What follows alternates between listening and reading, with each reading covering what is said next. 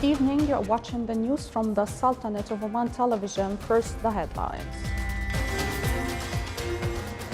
Control and checkpoints are activated in lockdown areas as per the decisions of the COVID-19 Supreme Committee. The Ministry of Health reports registration of 1,006 new confirmed COVID-19 cases. And the NATO Secretary General says that they cannot ignore the consequences of the rise of China.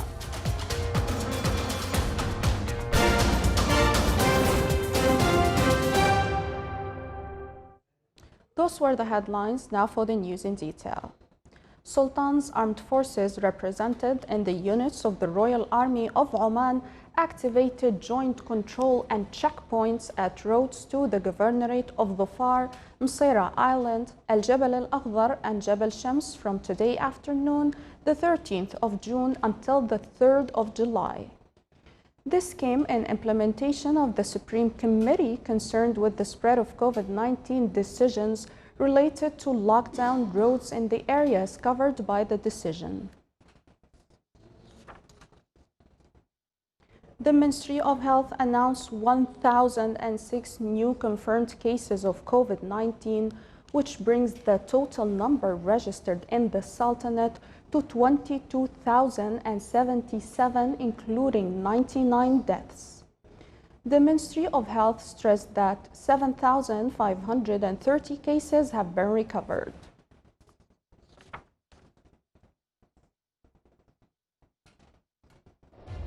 Within the efforts to limit the spread of COVID-19, the ministry advises all citizens and residents to keep on washing hands with water and soap. Avoid touching the face, nose, mouth and eyes. Follow hygienic habits when coughing and sneezing. Adhere strictly to social distancing instructions. Stay at home and not to go out unless absolutely necessary. Adhering to isolation and social distancing will prevent you, your family, and the community from COVID-19. Stay safe. The novel coronavirus has killed at least 426,029 people since the outbreak emerged in China last December. At least 7.67 million cases of coronavirus have been registered in 196 countries and territories. Of these, at least 3.45 million are now considered recovered.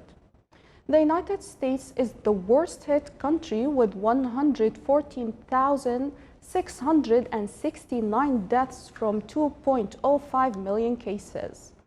After the US, the hardest hit countries are Brazil with 41,828 deaths, Britain 41,481 deaths, Italy 34,223 deaths, and France with 29,374 deaths. Europe overall has 187,010 deaths from 2.38 million cases, Asia 22,272 deaths, and the Middle East 11,380 deaths, Africa 6,089 deaths, and Oceania 131 deaths.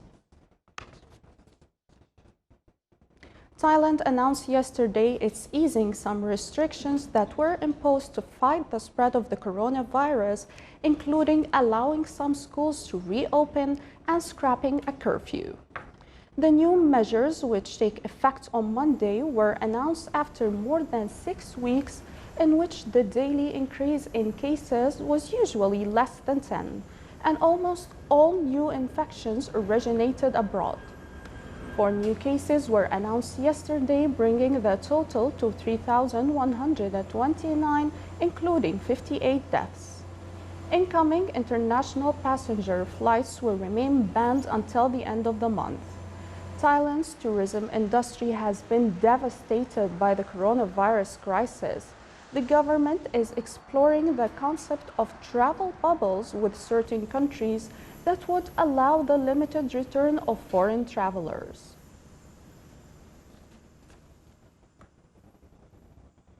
The head of the NATO military alliance said that the West could not ignore the rise of China, and it was important that Britain had a review of the role of Huawei in its 5G network to ensure its security.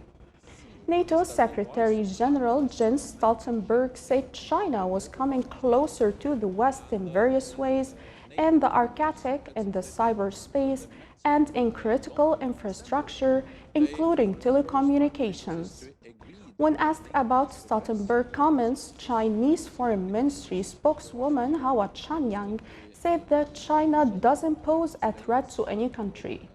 She added that they hope NATO can continue to hold a correct opinion about China and view their development rationally. As part of a broader reassessment of relations with China, Britain's National Cybersecurity Center is analyzing the impact of the recent US sanctions on Britain's decision earlier this year to allow Huawei a role in building its 5G network. UN Secretary General Antonio Guterres is expressing shock at the discovery of mass graves in Libyan territory recently recaptured from forces commanded by Khalifa Haftar. He called for a transparent investigation and for the perpetrators to be brought to justice. UN spokesman Stefan Dujarric said that the Secretary General also called on Libya's UN-supported government to secure the mass graves, identifying the victims, establish the cause of the deaths, and return the bodies to the next of kin. And he offered UN support in carrying this out. Libya has been in turmoil since 2011 when civil war toppled longtime ruler Muammar al-Gaddafi. It is in sight and hurtling towards us. The EU has said moves to cooperate with NATO over a naval mission enforcing an arms embargo on Libya were not prompted by a recent accident which Turkey prevented the inspection of a suspect ship. NATO yesterday confirmed it was looking at how its Operation Sea Guardian, which has 2 ships patrolling the Mediterranean, could support the EU's new Operation Irene. Irene was set up to enforce a United Nations embargo aimed at halting the flow of arms to Libya, where the UN-recognized government of National Accord has faced a major uprising by the forces of Khalifa Haftar. On Wednesday, a Greek vessel with Operation Irene was prevented from inspecting a suspicious fighter of the Libyan coast by its Turkish military escort. But the EU spokesperson insisted that this was not the reason for seeking NATO cooperation.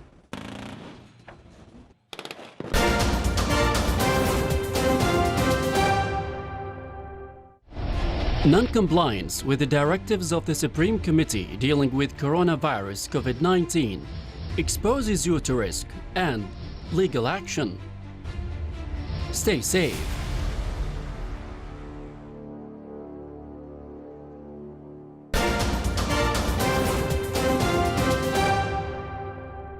Sultan Qaboos University achieved an international advancement on World Universities ranking. More details in the following report. The Higher Education, a weekly magazine based in London, which provides global higher education coverage in its last week edition of Asian University Rankings, ranked Sultan Qaboos University among the top 300 in Asia for 2020. This is extreme glad news for SQU, and it is important to emphasize the effort and the time that is put in by each entity in SQU. So we are talking about the administration, the faculty, and the students, all of them combined together and join hands to make this achievement possible. The classification indicated that the university has students from 38 countries, while the academics working for it belong to 69 countries, and it cooperates with universities around the world through agreements with universities in Asia, Europe, Australia, North America, and South America. This year's rankings included 500 universities from Asia and from 30 territories. So if you compare SQU with the Arabic-speaking countries in Asia, we are among the top 20, and if you look at the GCC region, they are among the top 15. The ranking of Times magazine for higher education indicated that international students studying constitute 4% of the total students.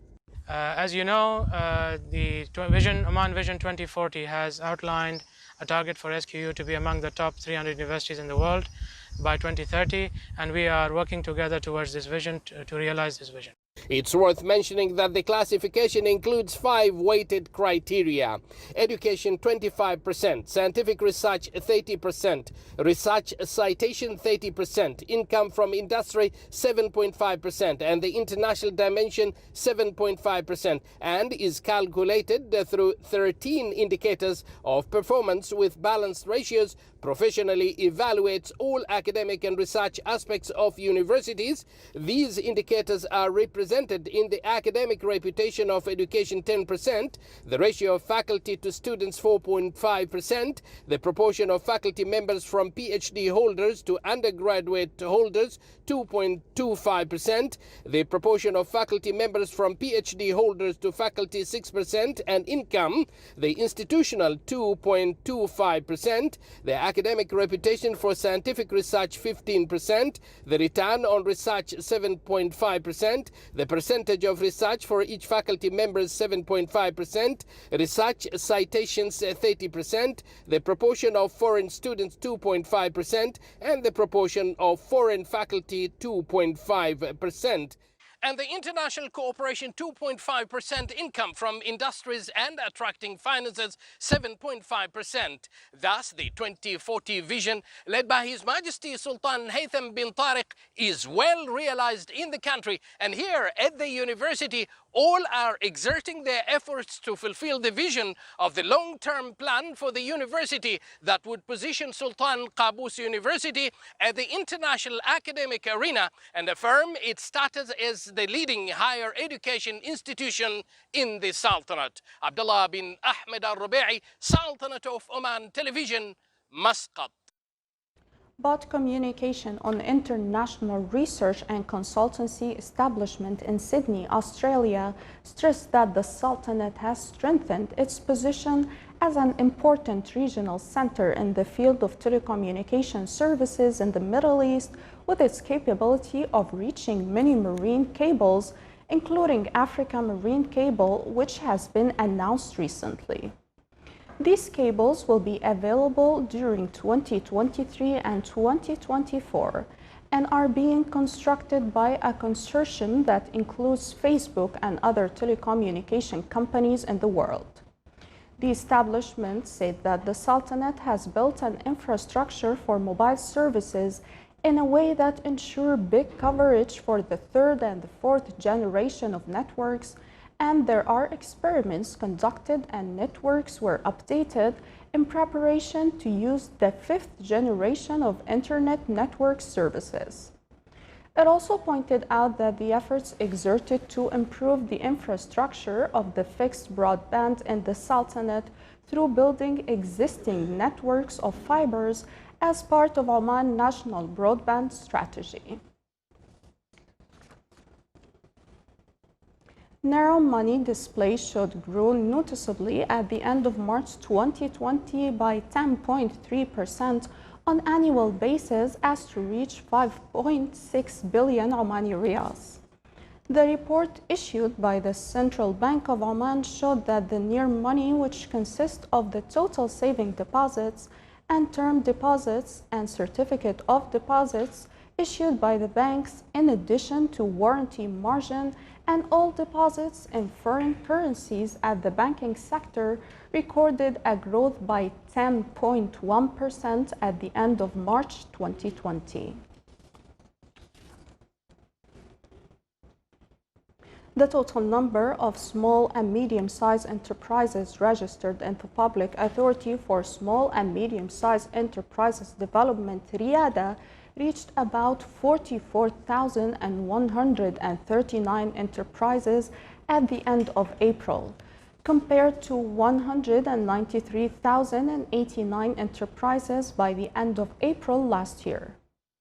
The Governorate of Muscat recorded the highest number of SMEs enterprises with 14,877 enterprises, followed by the Governorate of North al-Batina in recorded number of the SMEs according to the data issued by the National Information and Statistics Center.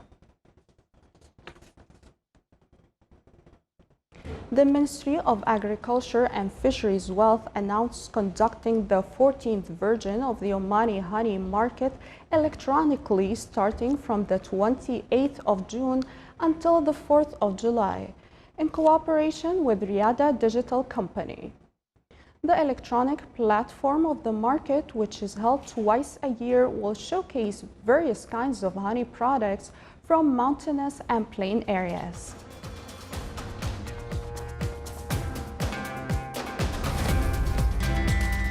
This is the Sultanate of Oman television. Before we end the nice news bulletin, here are the main points once again.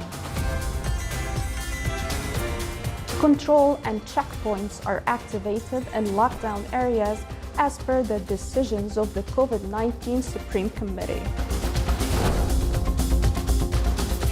The Ministry of Health reports registration of 1,006 new confirmed COVID-19 cases.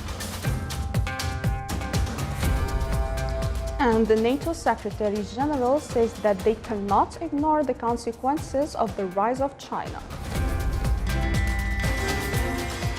With that, we come to the end of tonight's news bulletin. From all of us here at the newsroom and the studios, thank you for watching and have a good night.